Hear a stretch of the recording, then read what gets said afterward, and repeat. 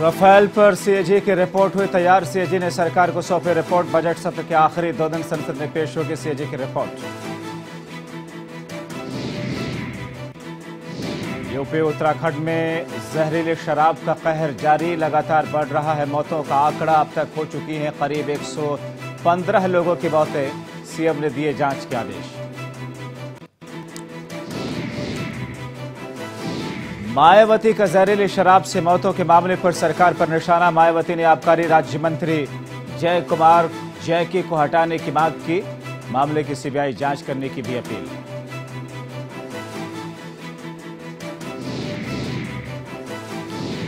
गोरखपुर में गोरखनाथ मंदिर में सीएम योगी ने लगाया जनता दरबार। महाराणा प्रताप नर्सिंग कॉलेज के शपथ ग्रहण में हुए शामिल। कहा 2014 के बाद यूपी को 13 मेडिकल कॉलेज मिले। ग्यारह फरवरी से प्रियंका गांधी करेंगे यूपी की चुनावी शंखनाद। 3 दिनों के दौरे पर सूबे के कांग्रेसी नेताओं के साथ करेंगे बड़ी बैठक। ज्योतिरादित्य सिंधिया भी रहेंगे मौजूद। दक्षिण को साधने की तैयारी में प्रधानमंत्री नरेंद्र मोदी। तमिलनाडु, कर्नाटक और आंध्र प्रदेश के गुंटूर में रैली। गुंटूर में पीएम बोले, महामिलावट का ये क्लब स्वार्थ सिद्ध करने के लिए बनाया गया।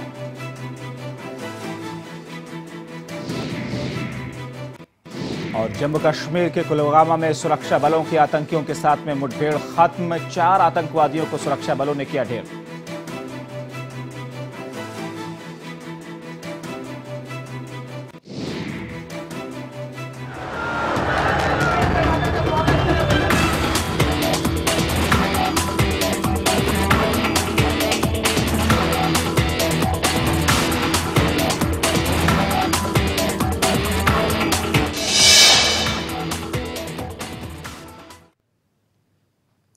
बहुत स्वागत है आप सभी का प्राइम न्यूज में। वक्त है प्राइम एमपीसीजी का। मैं हूं जब्बार खान।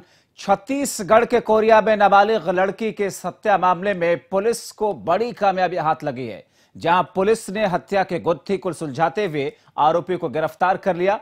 हत्या का आरोपी कोई दूसरा नहीं बल्कि उसका नाबालिग भाई है। बहन से किसी विवाद के चलते इस घटना को उस नाबालिग भाई ने अंजाम दिया। पुलिस आरोपी से मामले की पूछताछ कर रही है।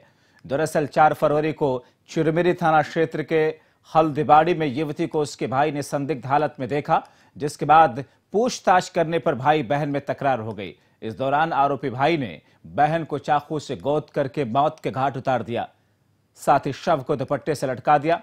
पुलिस ने तत्परता से कार्रवाई करते हुए आरोपी भाई को गिरफ्तार करके न्यायिक हिरासत में भेज दिया। तो जिस बात को लेकर के पुलिस अपनी तफ्तीश कर रही थी, इन्वेस्टिगेशन कर रही थी, उसमें हत्या का खुलासा करते हुए पुलिस ने हत्यारे के तौर पर उसके अपने ही नाबालिग भाई को हत्यारा बताया।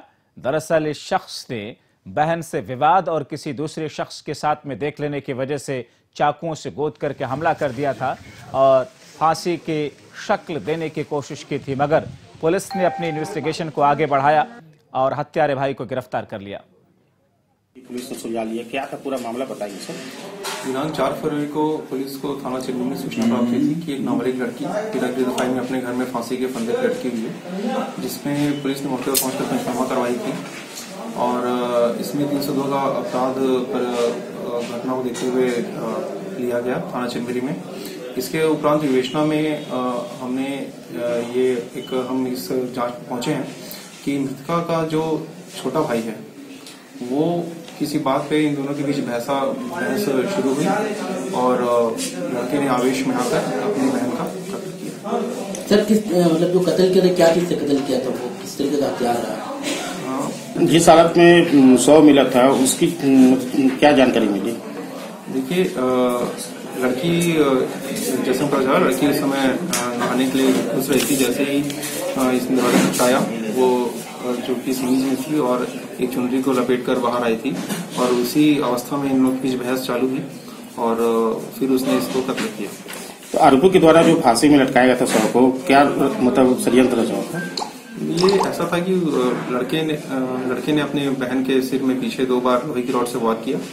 इसके उपरांत अपने बचाव में उसने अंदर से एक चाकू खंजर नुमा चाकू लाई और इससे पहले कि वो अपने इसको कुछ कर पाती, इसने उसका हाथ से वो चाकू छीन कर उसके सीने पे 2 बार वार किया, उसके गले में उसी चाकू से काटा। और जो लड़की जब तक निश्चित अवस्था में चली गई, उसके बाद फिर इसने उसके गले को भी उसके चुन्नी से ही अच्छे से एकदम दबाया और फिर उसको फांसी पे लटका दिया। आरोपी नाबालिग है? आरोपी नाबालिग। तो किस प्रकार का अपराध दर्ज किया गया? धारा 302 का अपराध दर्ज किया गया और अभी उसको पुलिस रिमांड में भेजा। मध्य प्रदेश के खंडवा में गौहत्या मामले को लेकर के आरोपियों पर रासुका की कार्रवाई के बाद में कांग्रेस नेताओं ने सवाल खड़े किए हैं, जिसमें दिग्विजय सिंह, विधायक आरिफ मसूद ने इस पूरी कार्रवाई को गलत ठहराया है। साथ ही खंडवा एसपी और कलेक्टर को हटाने की मांग भी की है। वहीं प्रदेश के स्वास्थ्य मंत्री तुलसीराम सिलावट ने इस मामले पर बोलने से इनकार किया। उन्होंने कहा कि दिग्विजय सिंह सीनियर लीडर हैं, उनके बयान पर कोई टिप्पणी नहीं करूंगा, लेकिन रासुका मामले की प्रशासन के साथ चर्चा कर समीक्षा जरूर करेंगे। जब हमारी सरकार थी तब कोई भी अनधिकृत व्यक्ति अंदर नहीं बैठता था, केवल जो शासन के रूप से अधिकृत प्रतिनिधि होते थे वही बैठते थे। लेकिन अब चूंकि सरकार कांग्रेस की है, हम लोगों ने नॉलेज में तो ला दिया है, लेकिन उनको निर्णय लेना है। अगली बार अगर कोई इस तरीके से अंदर अनधिकृत रूप से व्यक्ति बैठेगा तो हम निश्चित रूप से उसका भारी विरोध करेंगे। कोरिया के चिरमिरी नगर निगम ने पुलिस चौकी के करीब बनाए गए अवैध घरों पर कार्रवाई की और सड़क पर बनाए गए घरों को हटा करके आरोपियों के खिलाफ कार्रवाई का निर्देश जारी किया है। दरअसल पुलिस चौकी में महज चंद मीटर की दूरी पर सड़क पर अतिक्रमण कर घर का निर्माण किया गया था। इस दौरान चट्टानों को काटने के साथ वन विभाग से संबंधित पेड़ों को भी काटा गया। नगर निगम के अधिकारियों ने मौके पर पहुंच करके वहां अतिक्रमण को हटाने के साथ ही घर को भी गिरा दिया और जरूरी कागजी कार्रवाई करने के बाद घर के टीन शेड को भी जब्त कर लिया। जबकि इस दौरान दुकानदार अपने सामान को समेटते हुए नजर आए।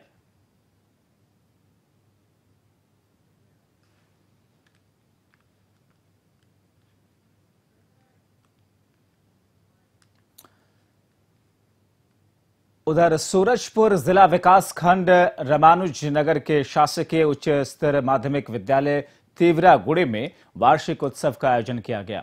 वार्षिक उत्सव में बच्चों ने सांस्कृतिक कार्यक्रम और भाषण प्रस्तुत किए। साथ ही सरस्वती साइकिल योजना के तहत 9वीं की करीब 73 बालिकाओं को साइकिल वितरित किए गए और इसके लिए प्राचार्य महोदय के द्वारा जनप्रतिनिधियों की उपस्थिति में साइकिल वितरण किया गया। इस साइकिल वितरण के कार्यक्रम में विधायक प्रतिनिधि नरेश रजावड़े, प्रदेश सचिव श्री इस्माइल खान आदि लोग मौजूद रहे।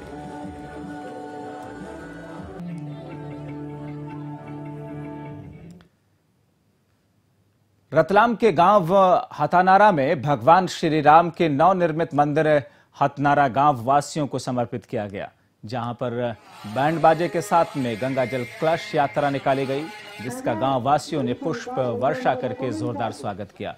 महिलाओं ने उस पर कलश उठा करके खूब नृत्य किया और इस दौरान मंदिर परिसर में भक्त जनों का जनसैलाब उमड़ा रहा।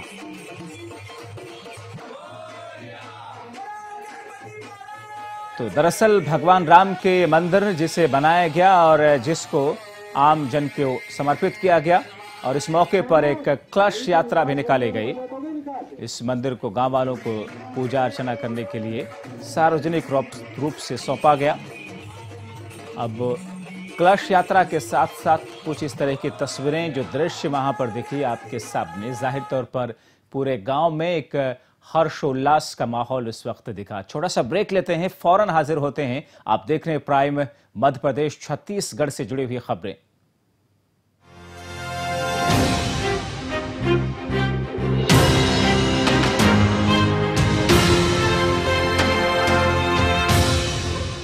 ये है प्राइम न्यूज, क्योंकि सच जरूरी है।